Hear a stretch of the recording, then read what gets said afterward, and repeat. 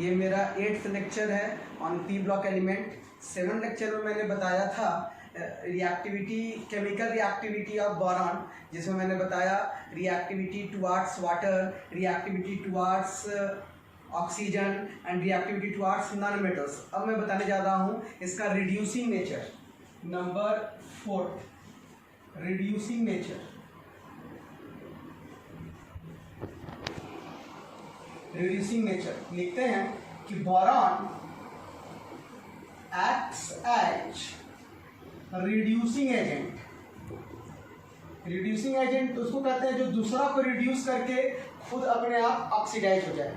अपने आप को जो ऑक्सीडाइज करे और दूसरा को रिड्यूस करे उसको कहते हैं रिड्यूसिंग एजेंट। तो बोरॉन जो है वो काम करता है रिड्यूसिंग एजेंट का। जैसे एग्जांपल में लिखी इट रिड्यूसेस, ये रिड्यूस कर पाता है। It reduces SiO2 into Si and CO2 into C। मतलब सिलिकॉन डाइऑक्साइड को सिलिकॉन में और कार्बन डाइऑक्साइड को कार्बन में ये रिड्यूस करता है। रिएक्शन देखिए कि बोरॉन प्लस SiO2 ये बना देगा B2O3 boric anhydride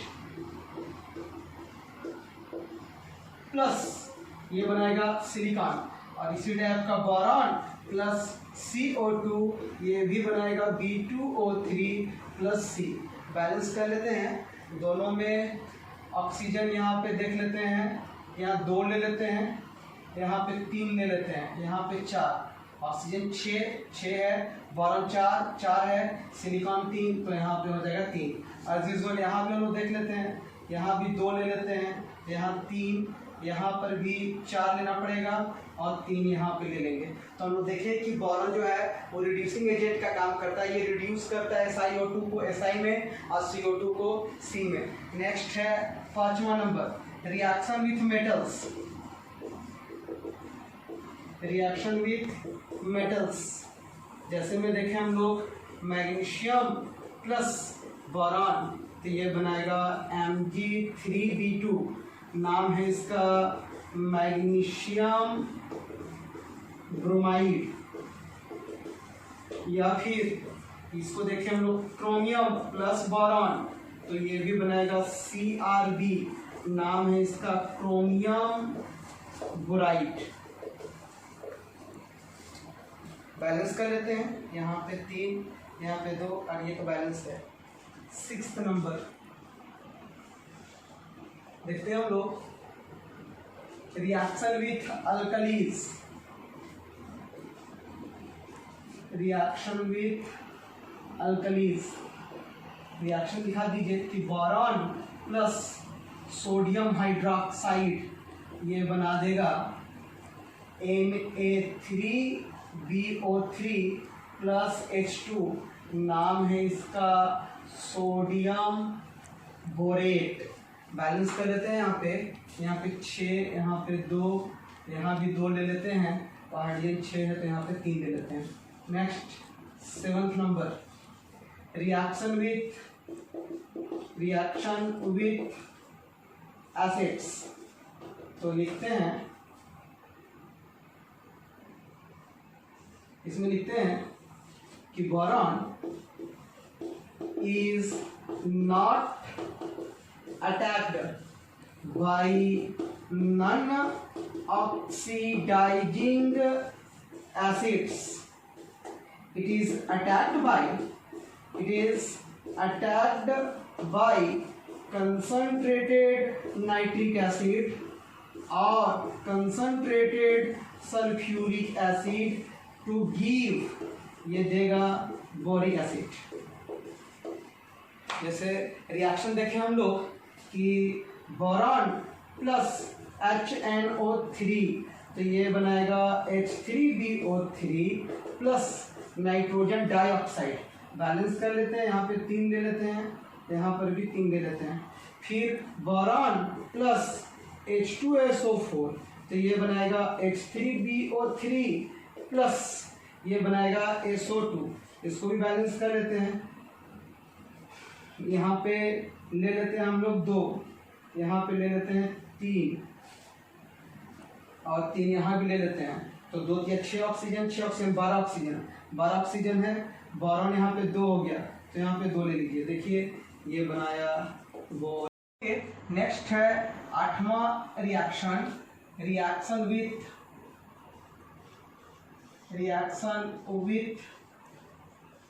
halogens. Halogens कहते हैं हम लोग ग्रुप 17 के एलिमेंट को, फ्लोरीन, क्लोरीन, ब्रोमीन, आयोडीन। लिखेंगे कि boron combines with halogens on heating to form trihalides of type BX3, where X equal to fluorine, chlorine, bromine and iodine. जैसे reaction इसका होगा कि B प्लस X2 ये बनाया BX3, बैलेंस करेंगे।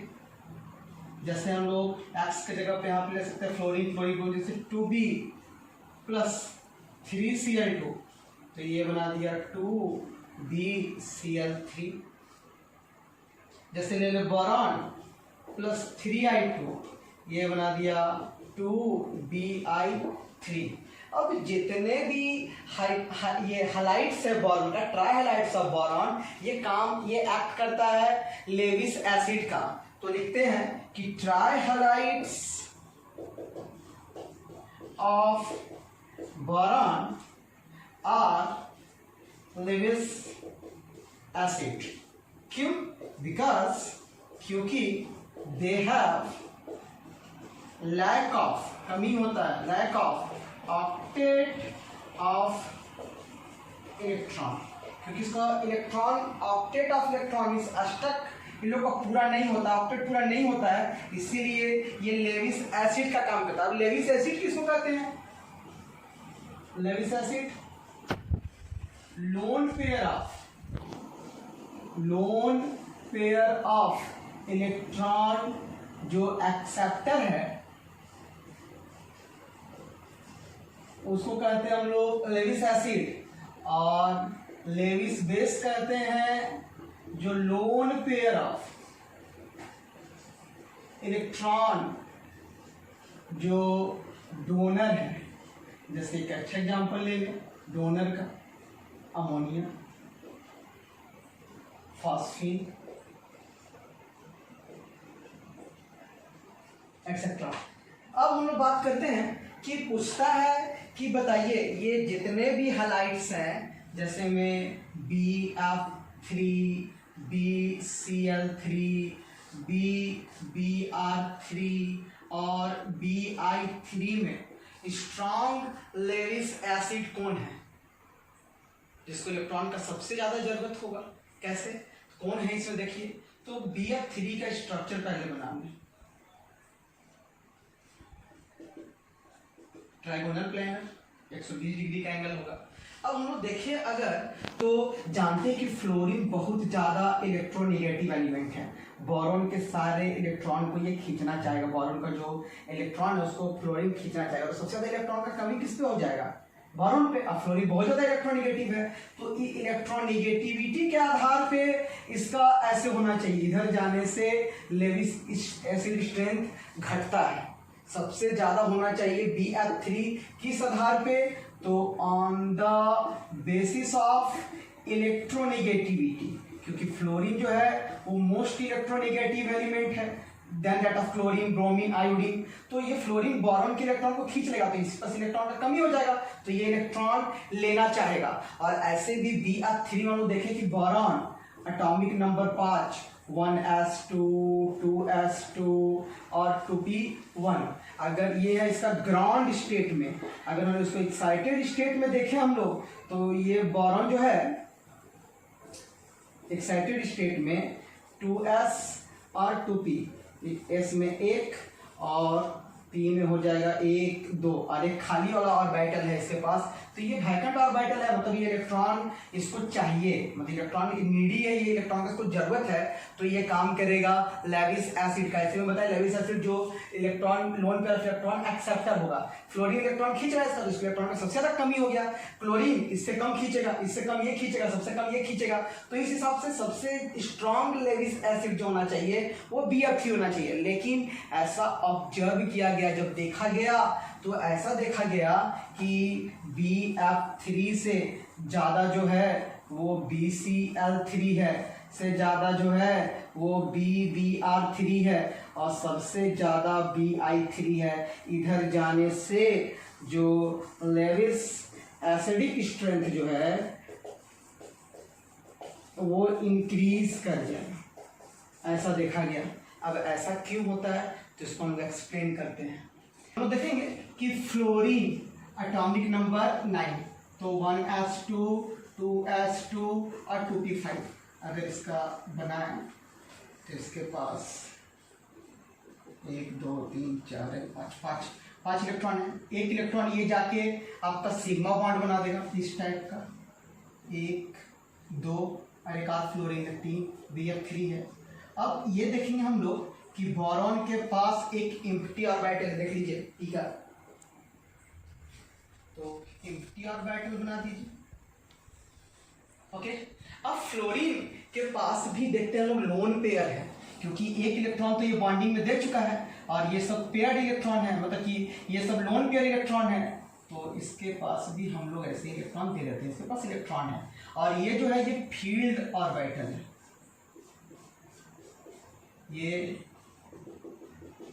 Field p orbital है, और ये वैकेंट p ऑर्बिटल है।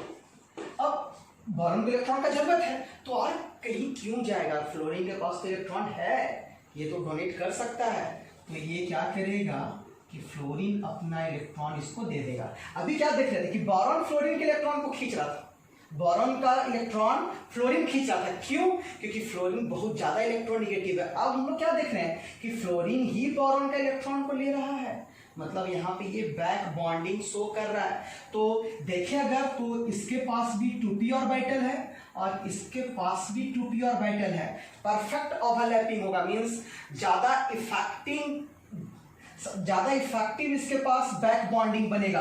और हम लोग देखे हैं कि ये सिग्मा ये सिग्मा ये सिग्मा, तो जब इलेक्ट्रॉन देगा तो उसको हम लोग कहते हैं p पाई बैक बॉन्डिंग। अगर हम लोग और देखें BCl3 में देखें, तो देखते हैं हम लोग BCl3 में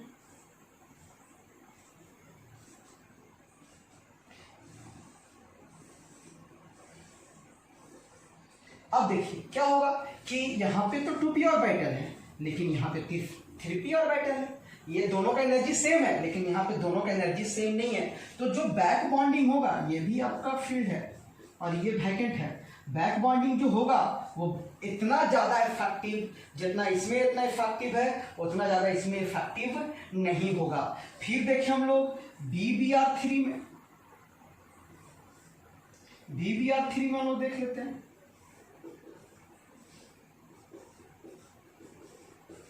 ये भी वैकेंट ऑर्बिटल है और ये फील्ड ऑर्बिटल है।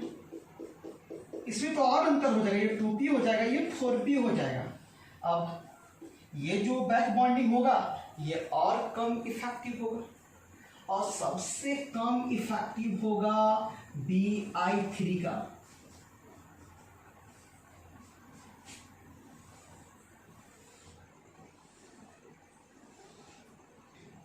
ये फील्ड है, ये है 2p और ये है 5p, तो ये परफेक्ट ओवरलैपिंग नहीं होगा और इसमें जो बैक बॉन्डिंग है वो कम इफेक्टिव होगा देन दैट ऑफ BF3। तो ये फ्लोरीन तो इसको इलेक्ट्रॉन दे रहा है, लेकिन अब बताइए सबसे ज्यादा electron lone pair of electron का जरूरत किसको होगा? सबसे कम होगा इसको। क्यों? क्योंकि फ्लोरीन आसानी से इसको दे रहा है, इसको सेटिस्फाई कर दे रहा है। लेकिन यहाँ पे देखिए परफेक्ट ओवरलैपिंग नहीं हो रहा है, ये perfect means perfect effective back bonding नहीं हो रहा है। तो सबसे ज्यादा जरूरत Bi3 को है, यहाँ पे आयोडीन देने में सक्षम है। तो इस हिसाब से इधर जाने से लेविस एसिडिक स्ट्रेंथ जो है वो इंक्रीज कर गया, क्योंकि इसमें परफेक्ट ओवर ये ज़्यादा इफेक्टिव बैक बॉन्डिंग है। सबसे कम इफेक्टिव बैक बॉन्डिंग इसका है, क्यों? क्योंकि ये एनर्जी का डिफरेंस यहाँ ज़्यादा हो जाता है, यहाँ दोनों का सेम एनर्जी होता है। जैसे कि लोग देख सकते हैं कि 2p2p है, यहाँ पे 2p3p है, 2p4p है, 2p5p है, तो एनर्जी का डिफरेंस बढ़ते जा रहा है। एनर्जी क्या बढ़ते जा रहा है? तो यहाँ पे देख रहे हैं कि इसकी स्टेबिलिटी जो है, मतलब कि जो इफेक्टिव बैक बॉन्डिंग है वो कम होते चला गया। सबसे ज्यादा इफेक्टिव इसमें होगा, सबसे कम इसमें होगा, तो सबसे ज्यादा इलेक्ट्रॉन का जरूरत इसको होगा। तो इधर जाने से क्या होता है कि लेविस एसिडिक स्ट्रेंथ जो है वो इंक्रीज कर देता है, मतलब कि इफेक्टिव बैक बॉन्डिंग जो होता है वो लेविस एसिडिक कैरेक्टर को घटा देता है, और ये सबसे कम इफेक्टिव है, सबसे ज्यादा जरूरत है। इसलिए इधर जाने से इस डायरेक्शन में लेविस एसिडिक स्ट्रेंथ जो है वो बढ़ जाता है। तो सबसे कम वीकेस्ट अगर लेविस एसिड अगर यहाँ पूछे तो Bf3, स्ट्रॉन्गेस्ट अगर कोई पूछेगा तो Bi3। अगर इलेक्ट्रोनेगेटिविटी का कंसेप्ट लगाएंगे तो Bf3 इज क्या कह सकते हैं मोस्ट लेविस एसिडिक यहाँ पे स्ट्रेंथ इसका होगा, और सबसे कम उसका होगा। लेकिन अगर बैक बॉन्डिंग का बात करेंगे, बैक बॉन्डिंग मीन्स अभी मैंने बताया कि फ्लोरीन बोरोन के इलेक्ट्रॉन को खींचता था, क्योंकि यहाँ पे फ्लोरीन बहुत ज्यादा इलेक्ट्रोनेगेटिव है। लेकिन आप देखें कि इसके पास वैकेंट ऑर्बिटल है, इसके पास लोन पेयर इलेक्ट्रॉन है, ये डोनेट कर सकता है। तो देखें क्या परफेक्ट ये था, क्या ज्यादा इफेक्टिव बैक बॉन्डिंग था तो इलेक्ट्रॉन दे दिया, लेकिन यहाँ पे देने में प्रॉब्लम होने लगा क्योंकि एनर्जी गैप बढ़ गया। तो इसीलिए Bf3 से जब Bi3 की ओर जाते हैं तो लेविस एसिडिक स्ट्रेंथ जो है वो बढ़ जाता है। अब हम लोग बात करते हैं एनोमेलस बिहेवियर ऑफ बोरॉन का। तो बोलते हैं कि जो बोरॉन है from other elements of group कुछ अलग प्रॉपर्टी शो करता है, क्योंकि इसका एटॉमिक साइज छोटा होता है, आयोनाइजेशन एनर्जी ज़्यादा होता है, इलेक्ट्रोनेगेटिविटी ज़्यादा होता है, और इसके पास वैकेंट डी ऑर्बिटल नहीं होता है। साथ ही साथ ये कोवैलेंट कंपाउंड बना सकता है। अब हम लोग बात करते हैं हाइड्राइड्स ऑफ बोरॉन। हम लोग पढ़ने जा रहे हैं B2H6, नाम है इसका डाइबोरेन। सबसे पहले हम लोग देखेंगे इसका preparation.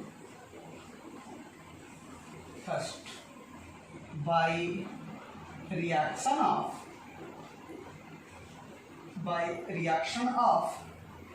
NaBH4 with I2। Reaction दिखाइए कि जब NaBH4 को I2 से रिएक्शन करवा दें क्या होगा। देखिए मेटल हालाइड तो बन जाएगा मेटल हालाइड मीन्स NaI। आपको बनाना क्या था B2H6 plus dihydrogen gas release. Balance कर लीजिए। यहाँ पे देखते हैं बोरॉन 2 है तो यहाँ लगा लिए 2, आयोडीन 2 है तो यहाँ पे लगा लेंगे 2। अब ये बैलेंस हो गया।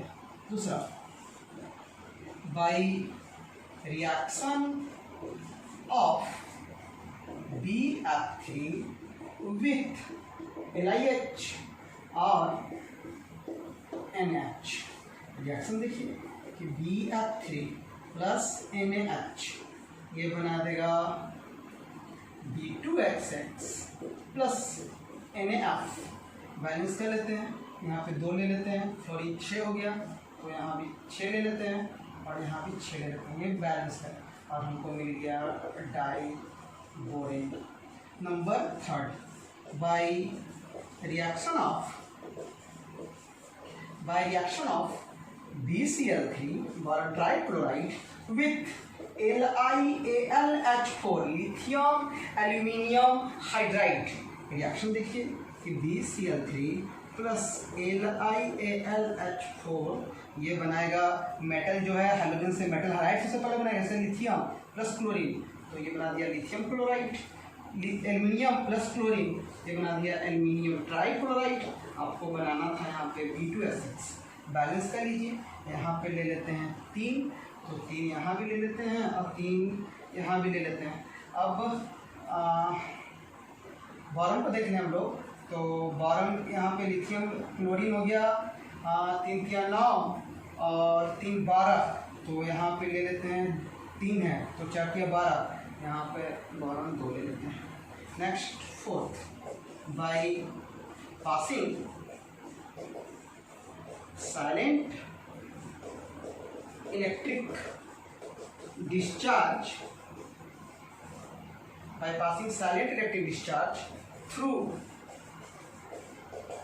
BCl3 and H2, रिएक्शन दिखा दीजिए कि BCl3 प्लस H2, तो ये बना देगा B2H6 प्लस HCl। यहाँ 6 ले लीजिए, 6 यहाँ ले लीजिए और 2 यहाँ ले लीजिए। तो ये था डाइबोरेन का प्रिपरेशन। और सबसे सिंपलेस्ट अगर बोरॉन हाइड्राइड अगर है तो वो है डाइबोरेन। अब हम लोग बात करते हैं इसका प्रॉपर्टीज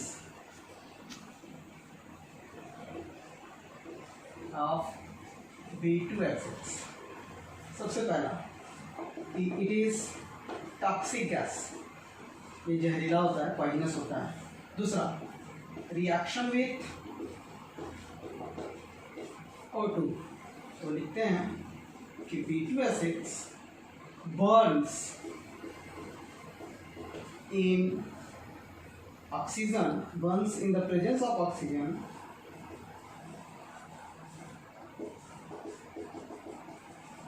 and involving heat। ये हीट प्रोड्यूस होता है, मीन्स जो रिएक्शन होगा वो एक्सोथर्मिक होगा। रिएक्शन दिखा दो कि B2H6 प्लस O2, ऑब्वियसली क्या बनाएगा ये B2O3 प्लस H2O। बैलेंस कर लेते हैं हम लोग, हाइड्रोजन 6 है तो यहाँ पर भी 3 ले लेते हैं। अब ऑक्सीजन 6 हो गया तो यहाँ पे 3 ले लेते हैं। हम लोग को मिल गया बोरिक हाइड्राइड।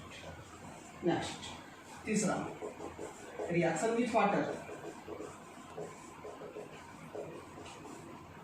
तो B2H6 हाइड्रोलाइज हो जाएगा और ये बना देगा बोरिक एसिड, नाम इसका boric acid plus dihydrogen. Balance कर लेते हैं इसको भी, हाइड्रोजन ऑक्सीजन यहाँ पे ले लेते हैं 2, तो 2 लेंगे तो यहाँ ऑक्सीजन लेंगे 6, यहाँ पे 6 ले लीजिए तो 6 और 12 18, यहाँ 6 है और यहाँ 12 ले लेते हैं। ऑक्सीजन 6 तो 6 बोरॉन 2 है, ये बना दिया बोरिक एसिड। नेक्स्ट देखते हैं हम लोग fourth number, reaction with LiH और NH, तो B2H6 प्लस LiH ये बना देगा LiBH4 और NaH प्लस B2H6, तो ये बना देगा NaBH4। नाम क्या चीज़ है इसका, तो सोडियम बोरोहाइड्राइड। ऊपर वाले का नाम क्या हो जाएगा, लिथियम बोरोहाइड्राइड। बैलेंस कर लेते हैं, यहाँ पे 2 ले लीजिए। अब हाइड्रोजन हो गया 8, तो यहाँ भी 2 ले लीजिए। एज यूजुअल यहाँ भी 2 ले लीजिए, 2 यहाँ भी ले लीजिए। नेक्स्ट बात करते हैं हम लोग, रिएक्शन नंबर 4 हुआ। पांचवा, reaction with HCl hydrochloric acid, तो देखते हैं कि B2H6 प्लस HCl ये बना देगा B2H5Cl प्लस H2। नाम है इसका क्लोरोडाइबोरेन। देखते हैं हम लोग अब आगे रिएक्शन नंबर 7, और बहुत इंपॉर्टेंट रिएक्शन है, रिएक्शन विथ अमोनिया NH3, तो B2H6 reacts with ammonia to form बोराजीन। इसी को हम लोग कहते हैं इनऑर्गेनिक बेंजीन। हम लोग ऑर्गेनिक बेंजीन एक ऑब्जेक्टिव आ गया कि जब डाइबोरेन रिएक्शन करता है अमोनिया के साथ तो क्या प्रोड्यूस करता है, तो वो प्रोड्यूस करता है बोराजीन, जिसका मॉलिक्यूलर फार्मूला होता है B3N3H6। रिएक्शन देखिए कि B2H6 प्लस अमोनिया, तो ये बना देगा B3N3H6 प्लस डाइहाइड्रोजन, जिसको भी हम बताएं इसका नाम है इनऑर्गेनिक बेंजीन। इसी को हम लोग कहते हैं बोराजोल या फिर बोराजोल, या फिर इसी को कहते हैं हम लोग बोराजीन। क्यों बोलते हैं इसको इनऑर्गेनिक बेंजीन? क्योंकि ऑर्गेनिक बेंजीन का मॉलिक्यूलर फार्मूला था C6H6। यहाँ पे कार्बन नहीं, ये compounds of carbon and hydrogen को हम लोग कहते हैं ऑर्गेनिक कंपाउंड या फिर ऑर्गेनिक कंपाउंड के डेरिवेटिव्स को। लेकिन यहाँ पे हम लोग देख रहे हैं कि यहाँ पे कार्बन नहीं है, इसे लोग कहते हैं इनऑर्गेनिक बेंजीन, और ये आइसोइलेक्ट्रॉनिक होता है विथ बेंजीन। एक ऑब्जेक्टिव है कि बेंजीन का आइसोइलेक्ट्रॉनिक कौन है, या फिर ये बोराजीन जो है वो किसका आइसोइलेक्ट्रॉनिक है, तो वो हो जाएगा बेंजीन। ओके, अब हम लोग देखते हैं कि इसका स्ट्रक्चर कैसा होता है बोराजीन का। तो देखें, तो पहले बैलेंस कर लेते हैं इसको। यहाँ 2 ले लेते हैं, यहाँ पे 6 ले लेते हैं। अब यहाँ भी 6 हो गया, तो यहाँ पे 3 ले लेते हैं। तो अगर देखें हाइड्रोजन को, तो 6 तो यहाँ 12 है, यहाँ पे 6 3 18 और 6 3 18, तो हो गया यहाँ पे 36, 12 है, तो 12 दूना 24 और 12 36, ये बैलेंस है। अब हम इसका स्ट्रक्चर देखते हैं बोराजीन का।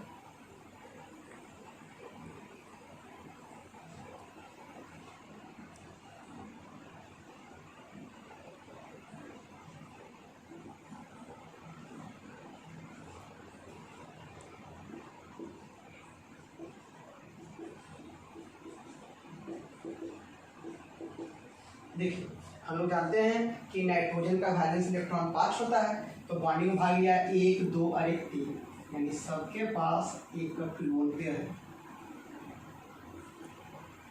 ओके, अब हम लोग इसको ऐसे 6 का स्ट्रक्चर जो है वो C2H6 जैसा क्यों नहीं होता है। क्वेश्चन फिर से सुन लीजिए कि why diborane has not similar structure like C2H6, क्योंकि दोनों यहाँ पे, तो हम लोग ऐसा क्वेश्चन इसलिए पूछ रहा है क्योंकि दोनों यहाँ पे दिख रहा है कि एम्पेरिकल फार्मूला दोनों का सेम है, 1:3 1:3 दोनों का सेम है, तो स्ट्रक्चर भी सेम होना चाहिए, लेकिन नहीं होता है यहाँ पे। देखिए क्यों नहीं होता है, क्योंकि हम देखें डाइबोरेन में 2 ठो बोरॉन एटम 6 ठो हाइड्रोजन एटम को अकोमोडेट किया है, शामिल किया है। ठीक, हम लोग जानते हैं कि बोरॉन एटम ट्राइवैलेंट होता है, तो 1 2 3, ये भी 1 2 3, और हाइड्रोजन मोनोवैलेंट है, मींस एक इलेक्ट्रॉन इसके पास। अब देखिए, अगर ये बॉन्ड बनाएगा तो ये दोनों मिलके 1, ये दोनों मिलके 1, ये दोनों मिलके 1, इधर भी हम लोग देखें 1 1 और 1, तो देख लीजिए ये इलेक्ट्रॉन डेफिशिएंट हुआ कि नहीं हुआ। देखिए इलेक्ट्रॉन का कमी, दोनों आपस में जुड़ ही नहीं पा रहा। यहाँ पर भी इलेक्ट्रॉन नहीं है, यहाँ पर भी इलेक्ट्रॉन नहीं है, तो ये इलेक्ट्रॉन डेफिशिएंट है। तो फिर बच्चा पूछे सर जब ये ऐसा स्ट्रक्चर होता है तो फिर बनता कैसे डाइबोरेन, बताते कैसे क्या होता है उसके साथ। लेकिन एक कंपेयर करें तो B2H6 और C2H6, अगर C2H6 में देखें यहाँ भी 2 ठो कार्बन है और ये भी 6 हाइड्रोजन एटम को अकोमोडेट किया है बाई कोवैलेंट बॉन्ड। देखें यहाँ पे 1 2 3 4 टेट्रावैलेंट, 1 2 3 और 1 4, सबके पास एक है स्ट्रक्चर 1 2 3, इधर भी 1 2 3, एक बचा बॉन्ड बनाने के बाद ये 2 को रखा आपस में जुड़ने के लिए। तो देख लीजिए दोनों का स्ट्रक्चर सेम नहीं है। क्यों, क्या रीजन, क्या इसका निष्कर्ष आया, क्या कंक्लूजन निकला इससे? क्योंकि बोरॉन ट्राइवैलेंट है, इलेक्ट्रॉन डेफिशिएंट है, कार्बन टेट्रावैलेंट है और ये आसानी से आपस में जुड़ जाता है, लेकिन डाइबोरेन के पास इलेक्ट्रॉन का कमी होने के कारण ये आपस में जुड़ नहीं पाते हैं। तो फिर होता कैसा है, तो हम लोग देखते हैं तो कैसा होता है। तो लिखेंगे कि on the basis of X ray diffraction study, on the basis of X-ray diffraction study, B2H6 has breached structure। Breach मतलब होता है फुल टाइप का स्ट्रक्चर होता है किसका, डाइबोरेन का। किस आधार पे, तो एक्सरे डिफ्रैक्शन स्टडी के आधार पे। There are two types of hydrogen atoms present in B2H6। कौन कौन, A number terminal hydrogen atoms और B number bridging hydrogen atoms. अगर हम इसका स्ट्रक्चर देखें तो ऐसा देख सकते हैं कि B2H6 मतलब 2 बोरॉन, राइट, हाइड्रोजन 6, 1 2 3 4 5 6। ध्यान से देखिए, बोरॉन है इस ट्राइवैलेंट, तो 1 2 3, ये भी देख लीजिए 1 2 और यहाँ पे हो गया 3। हाइड्रोजन मोनोवैलेंट, तो 1 1 1 1, अब इसका 1 और इसका भी 1। पहले लोग साइड से स्ट्रक्चर बना लेते हैं कि बोरॉन देख लीजिए 2 एटम है, सॉरी 2 इलेक्ट्रॉन है, 1 बॉन्ड, इधर भी 2 इलेक्ट्रॉन है, ये भी 1 बॉन्ड। क्लियर करते चलते, इलेक्ट्रॉन को मिलाते जाते हैं, आपको देखने में सुविधा होगा, आसानी से आप देख पाएंगे, विजिबिलिटी क्लियर होगा। यहाँ से भी मिटा देते हैं, ठीक है। इधर भी देखिए, ये भी 2, इधर भी 2, मतलब इधर भी, राइट, यहाँ तक किसी को दिक्कत नहीं है। अब देखिए, अब है कि इलेक्ट्रॉन है मेरे पास 1 और 1 2, 1 और 1 2, मीन्स एटम है 1 2 3 और इलेक्ट्रॉन है 2, तो यहाँ भी हाइड्रोजन है, यहाँ भी हाइड्रोजन है। तो यहाँ से लेके अगर यहाँ तक देखें तो मात्र 1 इलेक्ट्रॉन, इसको डॉटेड से शो कर रहे हैं। यहाँ से यहाँ भी देखें तो एक ही है, इसको भी डॉटेड। यहाँ से यहाँ तक देखें, यहाँ भी 1 है, इसको भी डॉटेड, और यहाँ से लेके यहाँ भी है डॉटेड। इलेक्ट्रॉन देखिए कितने है, 1 और 1 2, मतलब 1 और 1 2, सेंटर है 1 2 3। तो ऐसे बॉन्ड को हम लोग बोलते हैं 3C2E बॉन्ड। कौन सा बॉन्ड बोले बच्चा, 3C2E बॉन्ड। तो सर इस बॉन्ड को क्या बोलेंगे, इसको बोलेंगे 2C2E bond.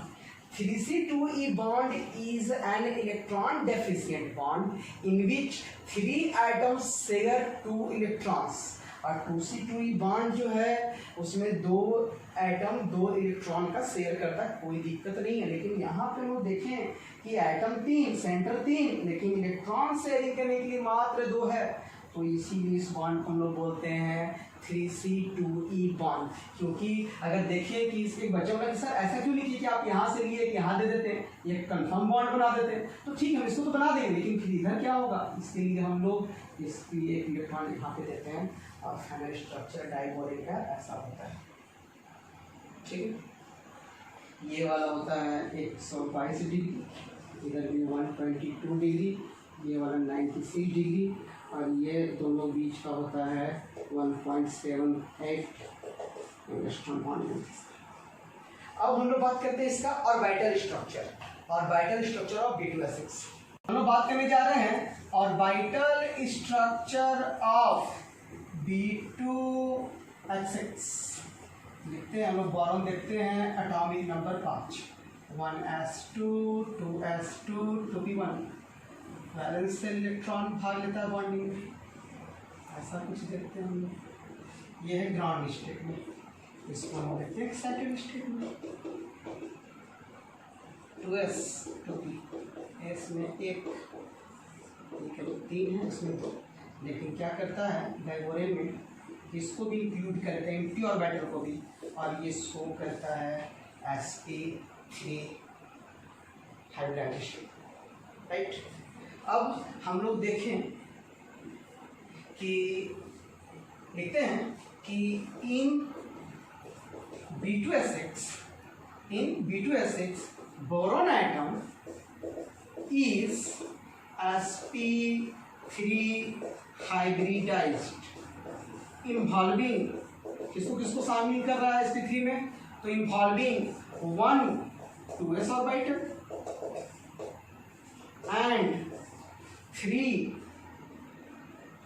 and 3 2p orbital including, शामिल कर रहा उसमें, इंक्लूडिंग 1 वैकेंट 2p ऑर्बिटल। 10, इस तरह से कितना हाइब्रिडाइज्ड ऑर्बिटल हो गया? 4। 10 4 hybridised orbital adopt tetrahedral arrangement. चलिए इसका ऑर्बिटल पिक्चर बनाते हैं। बोरॉन देख लें हम लोग इसका 1 2 3 4 ऑर्बिटल है। तो 1 2 3 और ये वाला पता नहीं क्या शो करना चाह रहे हम, ये डॉटेड देके ये वैकेंट। तो एक और बोरॉन है इसमें B2, इसका भी देखिए 1 2 3 4, ये क्या होगा? ये दोनों ओवरलैप करेगा हाइड्रोजन से, आपस में जुड़ेगा। 1 2 3 4।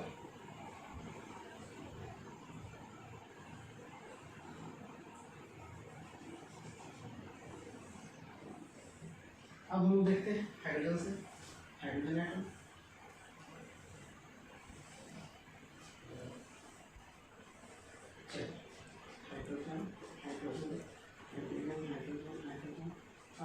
अब देखते हैं हम लोग कि इस ऑर्बिटल में इलेक्ट्रॉन है, सब में जो है डॉटेड वाला सिर्फ इलेक्ट्रॉन नहीं है। तो एक हाइड्रोजन का और एक बोरॉन का, एक हाइड्रोजन एक बोरॉन का, यहाँ भी एक हाइड्रोजन एक बोरॉन, यहाँ भी एक हाइड्रोजन एक बोरॉन। लेकिन यहाँ देखें तो इस ऑर्बिटल में इलेक्ट्रॉन है, इसमें है लेकिन ये वैकेंट में नहीं है। यहाँ भी अगर देखें तो इसमें भी है, इसमें भी है, तो यहाँ है। अब सेंटर देखिए 1 2 3, इलेक्ट्रॉन कितना? 2, तो इसको कहते हैं हम लोग 3c2e बॉन्ड, और इसको हम लोग कह रहे हैं 2c2e बॉन्ड। इसका हम लोग एक और स्ट्रक्चर दे सकते हैं ऐसा,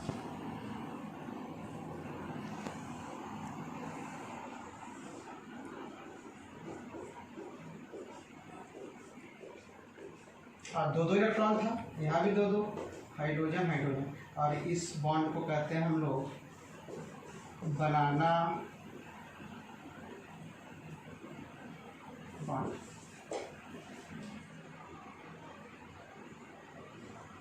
क्या कहते हैं इसको लोग? बनाना बॉन्ड। इस बॉन्ड को, जिसमें क्या देखते हैं हम लोग कि स्ट्रक्चर इसका बनाना टाइप का रहा है। इस आगे को देखें हम लोग तो यहाँ पे 2 इलेक्ट्रॉन था, और इस स्टेप को हम लोग कहते हैं बनाना बॉन्ड।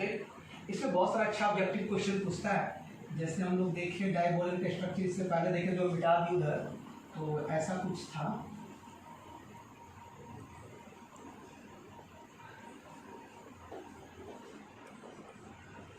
तो मैंने बताया था कि 2 तरह का हाइड्रोजन एटम है, टर्मिनल और एक ब्रीजिंग। किसको टर्मिनल, किसको ब्रीजिंग? तो जो 2 लेफ्ट है 2 राइट है, उस चारों को हम लोग बोले टर्मिनल हाइड्रोजन एटम, और जो बीच वाला था जो जोड़ने का काम कर रहा था उसको लोग कहेंगे ब्रीजिंग हाइड्रोजन एटम। तो इसका ऑब्जेक्टिव क्या निकल के आता है? तो सबसे पहला कि hybridization of boron in B2S6। Important thing to remember, क्या क्या याद करना है डाइबोरिन में ये चीज। तो हाइब्रिडाइजेशन ऑफ बोरॉन इन डाइबोरिन क्या चीज है? sp3।